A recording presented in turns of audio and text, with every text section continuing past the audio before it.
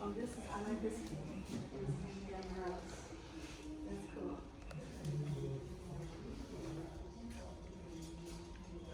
There it is.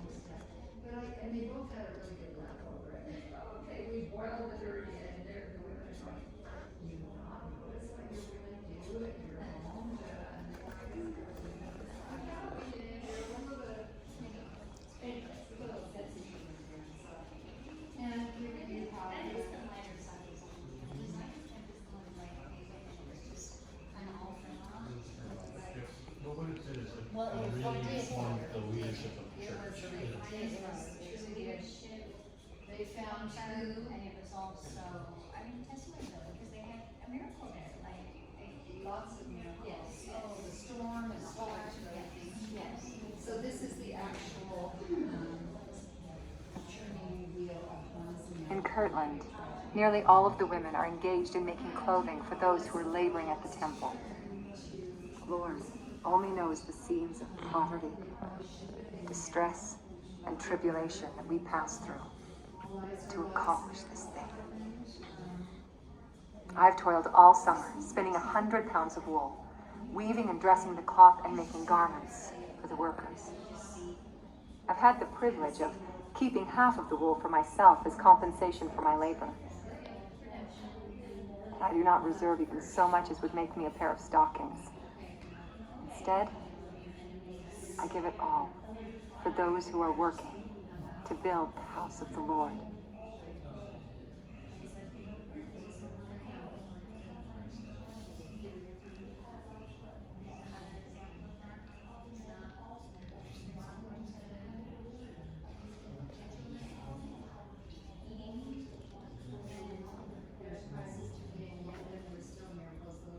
Since our return from our journey west, the whole church is united in building the house of the Lord. Everyone is lending a helping hand. Those who have no teams work in the stone quarry to prepare the stones, and those who have teams draw the stones to the house. By laboring one day out of the week, we bring enough stones to supply the masons for an entire week. And we will continue in this manner until the walls of the temple are reared.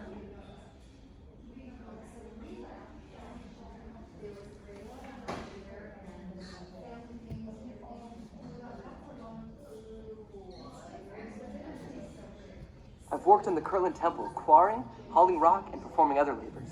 In fact, 2 years ago, Harvey Stanley and I hauled the first 2 loads of rock from the quarry to the temple grounds. My father has purchased a small farm, some 2.5 miles away from the temple. and we've cleared 10 acres, planted corn, and finished a log house. Father hired Elder Brigham Young to lay the floor just after he moved here. Brother Brigham also hollowed out a trough from a whitewood log to hold soap for our family.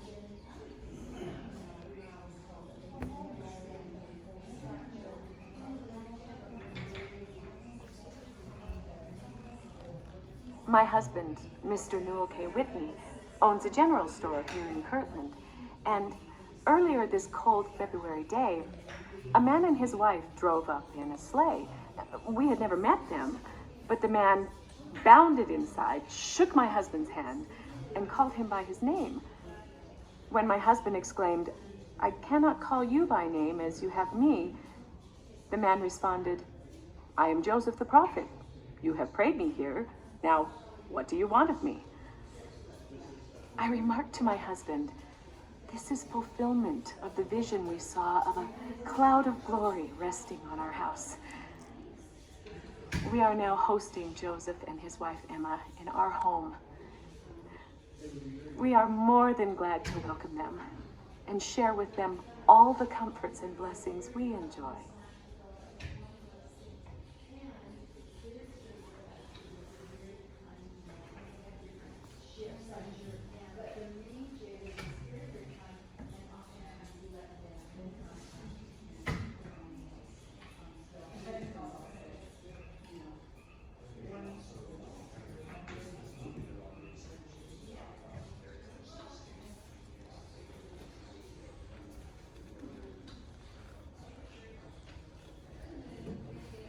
I first met Joseph Smith at my uncle's house. While Joseph was inside conversing with my aunt and uncle, I saw a wagon turn over as it was coming down the slippery hill, and I heard a woman and 2 or 3 children screaming. I ran outside to tell Joseph and uncle about it. I thought then that if anyone was seriously hurt, Joseph could heal them. It turns out it was Joseph's own family, and none of them were hurt. As Joseph and uncle were walking back to the house, Joseph asked my uncle if I was his son. When my uncle explained that I was his wife's nephew, Joseph said, "The Lord has shown him great things." This was true.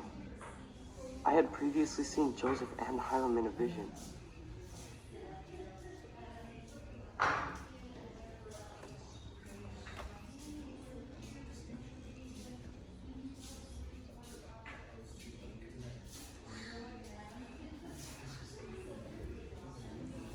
Since I arrived in Kirtland, the Lord has blessed me continually. Why, just last spring, I was ordained an elder in the Melchizedek priesthood. Then I had the blessing of receiving washing and anointings in the new temple with a promise that I would be protected from the power of the destroyer. Our church patriarch, Joseph Smith Sr., the prophet's own father, gave me a marvelous blessing and told me I would do much good and receive all the power I needed to accomplish my mission.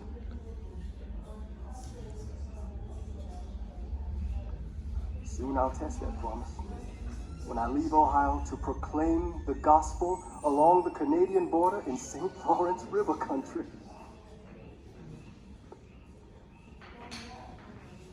I'm not ashamed to admit it. I may be an uneducated man who can barely read a sermon, but the Lord has called me to proclaim this message. And with the Spirit of God on my side, I aim to do it the best I can.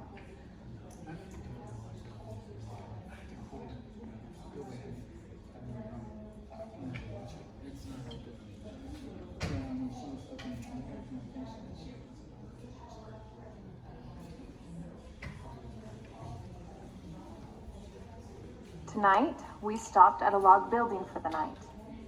All of the chinkings between the logs have been burned for firewood, so the north wind has free ingress through openings that are wide enough for cats to crawl through. This tiny, shelterless shelter holds about 75 or 80 souls. Places have been allotted for a few aged and feeble to lie down, while the rest of us will either sit or stand all night. The cold is so intense that our food was frozen hard. bread and all. And although there is a blazing fire on one side of the room, we could not get it to thaw our suppers. Instead, the boys milked the cows, and while the pans of milk were still warm, we thinly sliced the frozen bread into it. And thus we managed for supper. But in spite of all of this, it is a very merry night. Not a complaint is heard. All are cheerful, and judging from appearances, strangers would have taken us to be pleasure excursionists, rather than a band of gubernatorial exiles.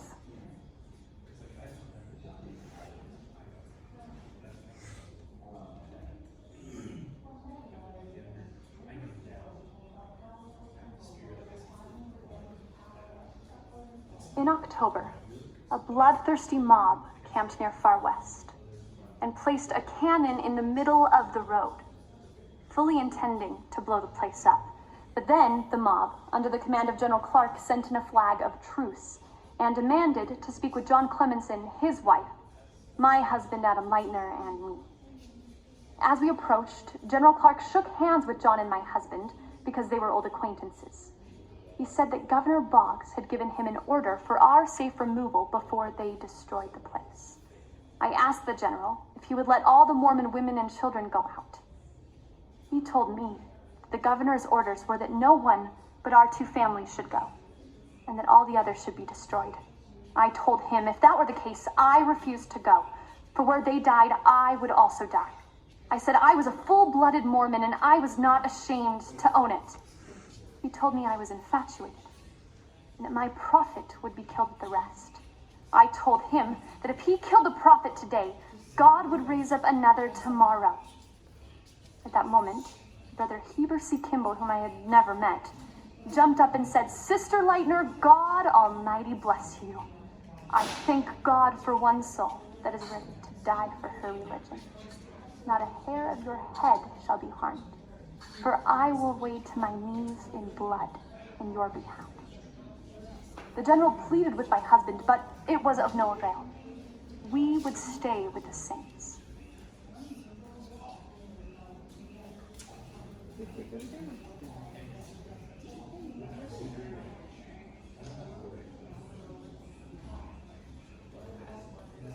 After the brethren surrendered in Far West, Joseph, Hiram, and many others were put in jail.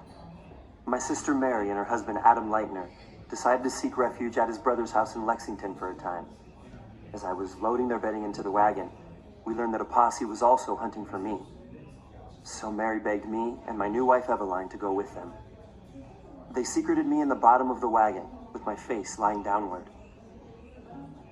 They threw bedding on top of me, and I stayed in this position until we had passed safely through the armies.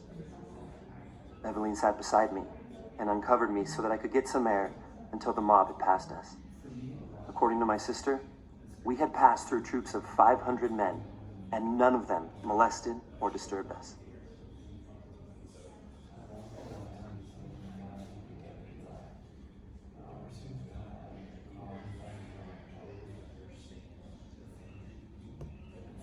As we leave Missouri, our leaders are in prison, and our members are fleeing for their lives. Still, I can truly say that I have never seen the church in a better state. Those who stay are firm and steadfast, full of love and good works. They've lost all that they have, and are now ready to go out and preach the gospel to a dying world.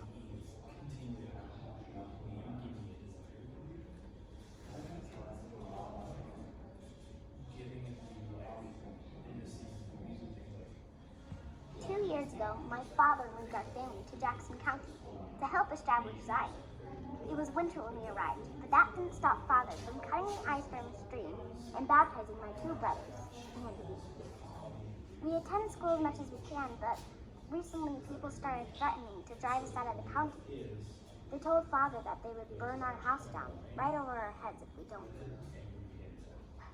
One night, some of the mob came to our house and threw a large rock through the front window. I was sleeping with my little sister in a trundle bed right under that window, and our faces and bed were filled with the shattering glass. We woke up and were frightened almost to death. We know there is no protection or safety for us, so we have to leave Jackson County. Now, in November, right at the beginning of another hard winter.